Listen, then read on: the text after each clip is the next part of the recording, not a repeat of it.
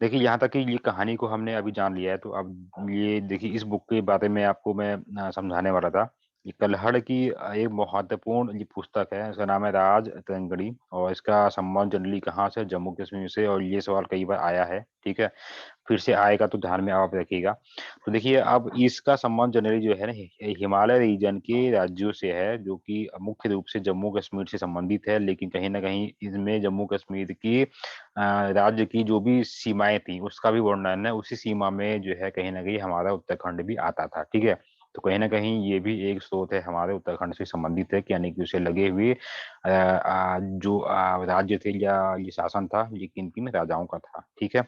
तो देखिए अभी हम इसको देखते हैं। तो कश्मीरी इतिहासकार कल्हड़ की ये एक पुस्तक है, महत्वपूर्ण है। तो इसमें क्या है कि ये कश्मीरी शासक ललितादित्य के जी द्वारा समस्त गढ़वाल को जीतने का भी उल्लेख इसमें प्राप्त होता है। तो ये नाम ध्यान में रखिएगा, ललितादित्य, यानी कि ये कह रहा है कि ये जो जम्मू कश्मीर का शासक था, इसने गढ़वाल पर आक्रमण करके गढ़वाल को जीत लिया था, ठीक है। तो इसकी जानकारी हमें कहाँ से प्राप्त होती है, यहाँ से प्राप्त होती है, इस वाले लेखन से, ठीक है।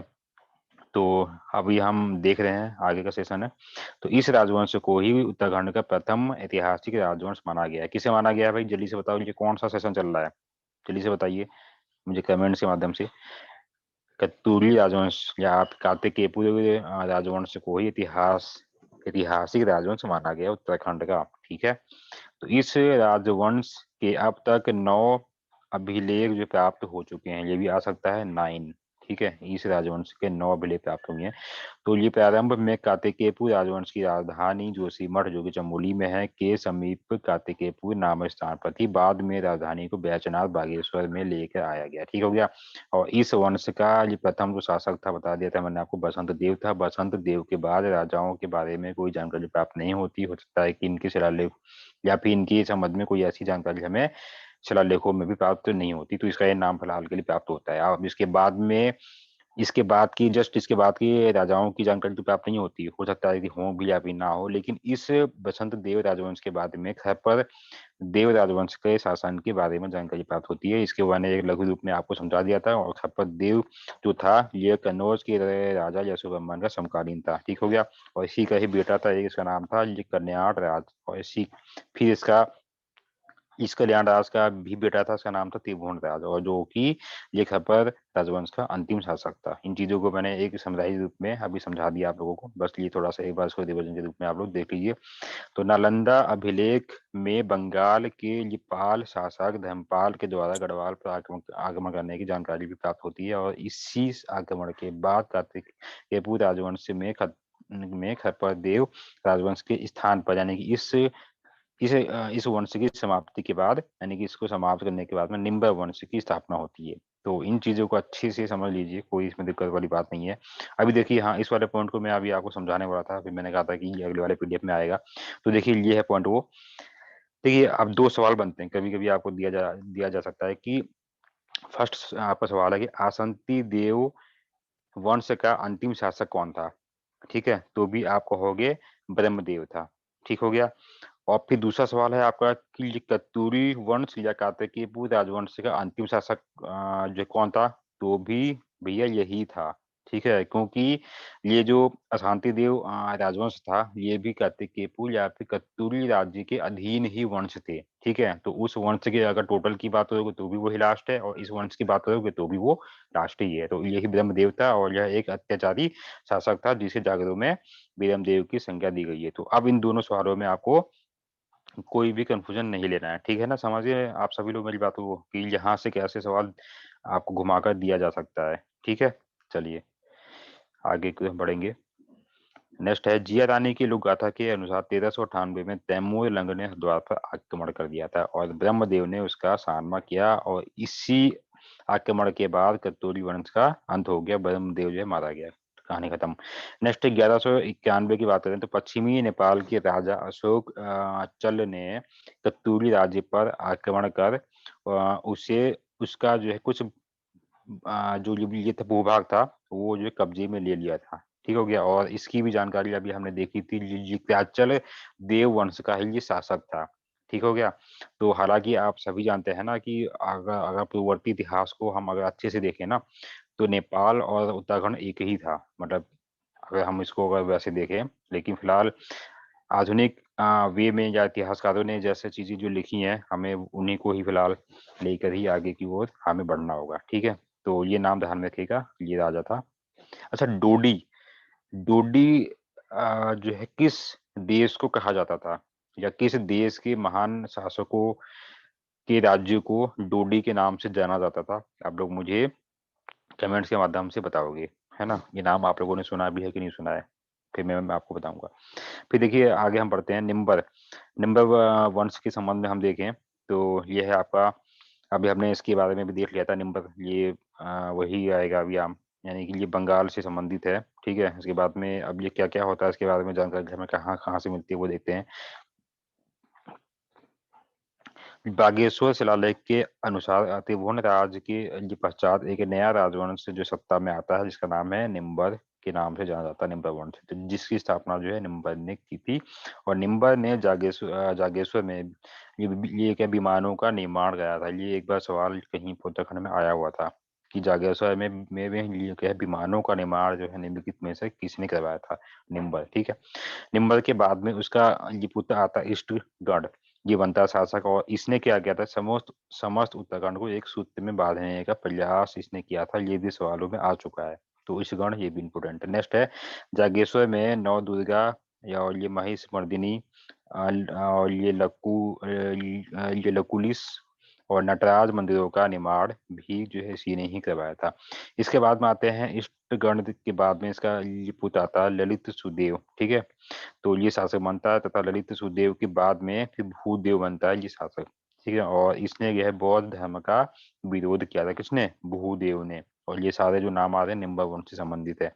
इसी भूदेव ने बैजनाथ में एक मंदिर का निर्माण भी कराया था, जो कि बेहद इंपॉर्टेंट है।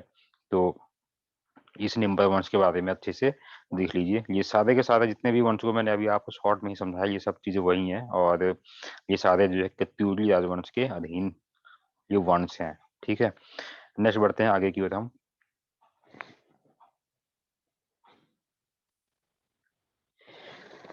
कार्तिकेयपुर राजवंश के बाद में के बाद पांडुकेश्वर और बागेश्वर ताम्रपत्र के अनुसार निम्बर वंश के बाद थोड़ादित्य और के पुत्र इच्छादेव ने थोड़ादित्य वंश की इसने क्या किया था, स्थापना की थी। ठीक है, इन चीजों को हम अच्छे से देख चुके हैं। अब ये लाइन बहुत इंपॉर्टेंट है, ये लाइन आती है, ये नीचे की लाइन। ठीक है, उससे पहले ऊपर की एक लाइन है, इन्हें हम देख लें।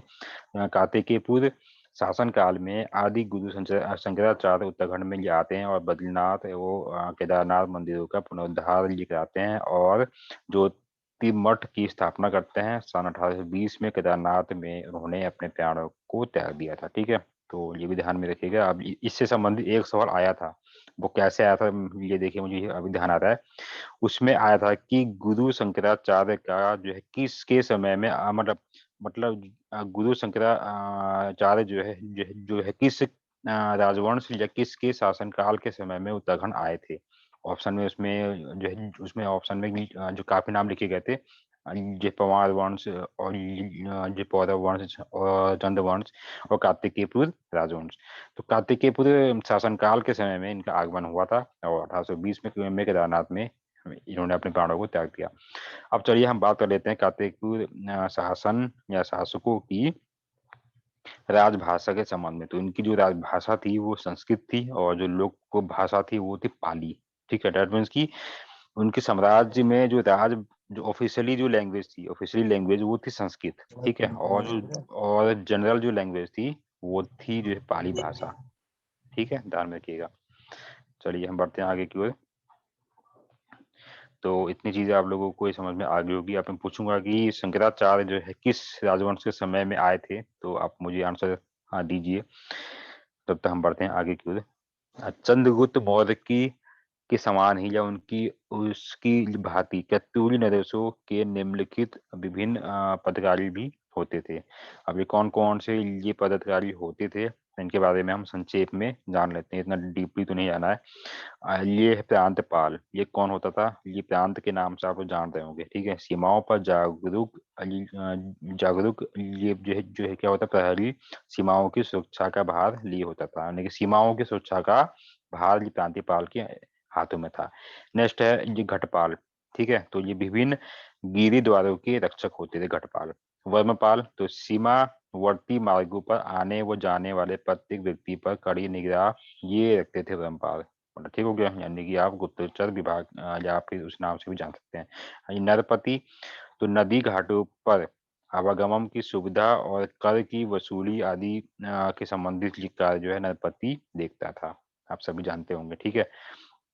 और ये इसके बाद आता है सेना। तो ये कत्तूरी वीरवाहिनी अपने शौर्य व सफलताओं के लिए जग ये प्रसिद्ध है, और इसी के ही बल पर यानी कि सेना के ही बल पर कत्तूरी नरेशों ने उत्तर व दक्षिण की आक्रांताओं को हराकर उत्तराखंड पर कई वर्षों तक क्या किया था, शासन किया था, ठीक है? अब इसमें उनकी सेनाओं में जो है सेनाओं के लिए 4 भाग होते थे, ठीक है?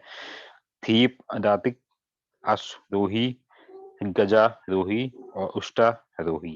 तो इतने नाम आते हैं सामने के, तो इनको अच्छे से आप लोग ये देख लीजिए, और इनके नाम से ही आप लोग परिचित होंगे कि इसमें जो है इसमें कौन-कौन सी सेना सम्मिलित होगी। तो इसको इतना डीपली देखने की आवश्यकता नहीं है, ठीक है? फिर नेक्स्ट आते हैं पुलिस वाली व्यवस्था। तो राज्य में शांति सुव्यवस्था ये बनाए रखने के लिए पुलिस विभाग भी मतलब उस समय होता था, ठीक है? तो ये चीज़ें कत्तूरियों ने कहाँ से ली थी, कहाँ से सीखी थी? तो ये चंद सॉरी ये मौर्य साम्राज्य के शासकों से उन्होंने सीखा था कि हमें किनको रखना है। चलिए आगे बढ़ते हैं। आय के साधनों को हम देख लें। ये कभी-कभी पूछा भी जा सकता है आप लोगों से कि ये कत्तूरी या कात्यायन राजवंश के समय में आय के साधनों का बेउड़ा यानी कि उनका मूल संबंध जो है कहाँ से है या क्या से है, ठीक हो गया? अभी ये पिछले वाली स्लाइड में एक सवाल था, वो मेरे ध्यान से हट गया। वहाँ पे एक सवाल था, ये पूछा जा सकता है कि मौर्यों के समान ही शासन निम्नलिखित राजवंशों के द्वारा होता था। तो आपका आंसर जो है होगा कत्तूरी शासक या कात्यायन राजवंश के शासक, ठीक है? यानी कि ये मौर्यों की ही भांति करते थे, सेम उसमें कोई बदलाव नहीं किया था प्रशासन के मामले में। इतनी चीजें ध्यान में रखिएगा आप लोग। नेक्स्ट है आय के साधन की बात अगर हो रही है ना, तो इनके आय के साधन को भी चलो हम देख लेते हैं। तो राज्य का आय का प्रमुख साधन जो है कृषि, खनिज संपदा एवं वन थे, ठीक है? तो यही मेन ये खजाने के ये वो हुआ करते थे। इन्हीं के ही बल पर क्या होता था कि राज्य का ये खजाना जो है वो भरा रहता था। बस इतनी चीजें ध्यान में आप लोग रखिएगा, ये आप लोगों से पूछा जा सकता है कभी भी। नेक्स्ट है क्षेत्रपाल। तो राज्य में कृषि की उन्नति का ध्यान रखता था, ठीक हो गया? तो क्षेत्रपाल जी कौन था? क्षेत्र को क्षेत्र का जो है पालित करने वाला, क्षेत्र पर निगाहें रखने वाला, यानी कि जो है कृषि की उन्नति पर ध्यान देने वाला क्षेत्रपाल, ठीक है? नेक्स्ट है ये प्रभातार। इसका कार्य होता था भूमि की विधि पूर्वक नाप कराना, ठीक है? तो कोई दिक्कत नहीं है इसमें, आप ये नाम ध्यान में रखिएगा। नेक्स्ट पढ़ते हैं उपचारिक। तो ये चारिक था, तो ये भूमि के ये अभिलेख जो है रखने वाला अधिकारी था। अब देखिए ये प्रभातार तो जो था, ये क्या करता था, ये भूमि को ये जो है नापता था, लेकिन मूल रूप में इसको लिखित रूप में कौन देखता था? उपचारिक जो था ये इसको लिखित रूप में इसको देखता था, ठीक है? नेक्स्ट है भूमि की ये जो भी ये वो होती माप होती है ना या नाप होती है, उसमें बोए जाने वाले बीज के अनुसार भूमि की माप उस समय हुआ करती थी कि हाथ में ले लिया बीज, और वो बीज जो है जितने भी एरिया में क्या होता था मतलब कि उसको बो दिया जितने भी क्षेत्रफल में उसको हम बोएंगे तो वो उसका कुछ एक माप होती थी, ठीक है? उसी में ही अभी हम देखेंगे, अभी ये सारे ये नाम अभी कुछ आने वाले हैं। तो कतूरी शासन में दोड़ा बापम के अतिरिक्त नाली बापन या ये नाली या बीज वाली भूमि का भी उल्लेख यहाँ से प्राप्त होता है, और इन सभी की जानकारी अभी अगली वाली पीडीएफ में आपको दिख जाएगी, ठीक हो गया? तो इन चीजों को ध्यान में आप लोग रखिएगा। चलिए अब सीधे बढ़ते हैं आगे की ओर, और इसमें कुछ इंपॉर्टेंट नहीं है। ये ये टैक्स सिस्टम देखेंगे अभी हम। ये था जो अभी मैं आप लोगों से ये समझाने वाला था।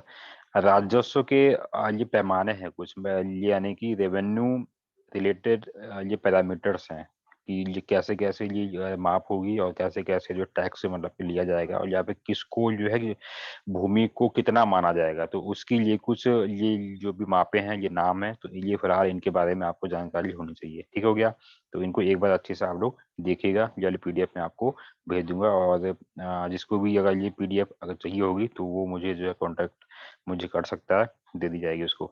अच्छा, तो अभी हम ये इस वाले सिस्टम को देखते हैं। ये टैक्स सिस्टम है, इसमें क्या क्या है। तो कत्तूरी अभिलेखों में विभिन्न करों का उल्लेख मिलता है। ठीक हो गया? भोगपति और सौल्किक नामक अधिकारियों का उल्लेख ये देखने के लिए ये मिलता है, और जिनका मेन जो कार्य था लोग और शुल्क आदि करों को वसूल करना। ठीक है? भोगपति और शोकिल ध्यान में रखेगा, ये जो थे कत्तूरी शासनकाल में इनका काम क्या था, करों को वसूलने से संबंधित था। इतनी चीजें इंपोर्टेंट है, ध्यान में रखिएगा। ठीक है? चलिए, एक नाम और आता है, ये वाला, ये भट्ट, और ये जो ये आपका है भट्ट और चार प्रकार नामक अधिकारी। ठीक है? तो ये प्रजा से बिष्टी या बिगाड़ लेने वाले अधिकारी थे, जो कि भूमि किसी देव मंदिर को अग्रहार के रूप में दी जाती थी, उस पर बसे लोगों से भेंट, और ये भेंट का मतलब है ये भट्ट या चाट दृष्टि नहीं ले सकते थे, और न ही उनमें किसी अन्य प्रकार का योग या शुल्क जो है लिया जाता था। ठीक हो गया? बस इतने माइंड में चीजें आप लोग रखिएगा। अगर इतनी भी चीजें अगर आपको याद नहीं है, तो ये जो दो नाम है ना, ये ध्यान में रखिएगा कि ये जो ऐसे लोग थे जो कि ये करों को लिया करते थे कत्तूरी शासन काल में। फिलहाल यही ध्यान में आपको रखना है। चलिए आगे की हम बढ़ते हैं। तो ये जो रेवेन्यू पैरामीटर्स हैं, इनको आप लोग सभी लोग एक बार देखिएगा, क्योंकि ये कोई वैसा हार्ड काम नहीं है। बस इसमें अगर आप लोग केवल नाम भी ध्यान में रखेंगे तो भी आपका काम हो जाएगा। ठीक है? उस और इसी के अतिरिक्त में एक नाम आता है हस्तक, फिर एक नाम आता है नालिका वाप। तो ये भी कोई इतना हार्ड नहीं है, पर इससे जो है आपको ये जमीन की वैल्यू के बारे में जानकारी जो है मिल जाती है कि कितनी जमीन का क्या पैरामीटर्स होता था। ठीक है? अभी मैं आपसे कह दूं 1000 वर्ग स्क्वायर में कितनी जमीन होगी, तो वो पैरामीटर आपके माइंड में सेट हो जाएगा कि लमसम इतनी होगी, इतनी होगी। ठीक है? तो यही कुछ ये उस समय के जो है पैरामीटर्स थे, जिसकी बेस पर जमीन की मापतौल हुआ करती थी। अब नेक्स्ट है, बाकी चीजों को आप एक बार देखिएगा, नहीं तो मैं आपको समझा दूंगा। अब नेक्स्ट आते हैं अगर ये कत्यूरी शासकों की प्रशासनिक व्यवस्था। ठीक है? तो अब ये प्रशासनिक व्यवस्था के संबंध में भी कुछ ज्यादा नहीं है, बस ये कुछ अधिकारियों के नाम है और उनके दायित्व जो क्या क्या हुआ करते थे, बस ये इसके सामने लिखे गए हैं, और यहीं से आपका सेशन जो है स्टार्ट, सॉरी माफ कीजिएगा, हाँ, समाप्त होगा। ठीक है? अब इसमें से भी जो इम्पोर्टेंट है वो मैं आपको निशान लगा देता हूँ, क्योंकि सारे तो इम्पोर्टेंट नहीं है, सारे आपको ये पढ़ने भी नहीं है। ठीक है? बस देखिए, शासक को राजा कहा जाता था, ये इम्पोर्टेंट हो गया आपका। ठीक है? मंडली के राजा को सामंत के नाम से जाना जाता था, यही आपका इम्पोर्टेंट है। सेनापति को महासामंत के नाम से जाना जाता था कत्यूरी शासनकाल में, ये भी इम्पोर्टेंट है। ठीक हो गया? अधीक्षक को किस नाम से जाना जाता था, तो उदाधिक के नाम से जाना जाता था, ये इम्पोर्टेंट है आपका। और चुंगी वसूलने वालों को इस नाम से जाना जाता था, ये नीचे है आपका। ठीक है? सौल्किक, सौल्किक यानी कि चुंगी को वसूल करने वाला अधिकारी। तो इतनी चीजें फिलहाल ध्यान में आप लोग रखिएगा। और इसके अलावा एक चीज ये भी है, इसको भी मैं आपको इसमें से भी समझा दूं, इसमें से क्या आपको याद करना है। तो जो चीजें आप लोगों ने लिख नहीं पाए हैं या फिर छूट गया है, तो यूट्यूब से आप इस वीडियो को देख सकते हैं। और सभी से ये निवेदन है कि यूट्यूब वाले वीडियो, ये सब चीजें जो भी रिकॉर्डेड है, आपको अगर समझ में नहीं आती है तो इसको दोबारा से इस वीडियो को देखिए और उसके बाद समझ लीजिए इसको किस में है क्या। नेक्स्ट पढ़ते हैं सैनिक। तो सैनिकों को इस नाम से जाना जाता था, जिससे कहा जाता था ग्वाल्मीक। ठीक हो गया? अब नेक्स्ट है मंत्री या फिर राजदूत। तो इन्हें जो है व्यापित्व के नाम से जाना जाता था, ये नाजिर, ये इम्पोर्टेंट है। दंड, ये पासिक के नाम से नाजिर को जाना जाता था। चलिए अब बढ़ते हैं आगे की ओर।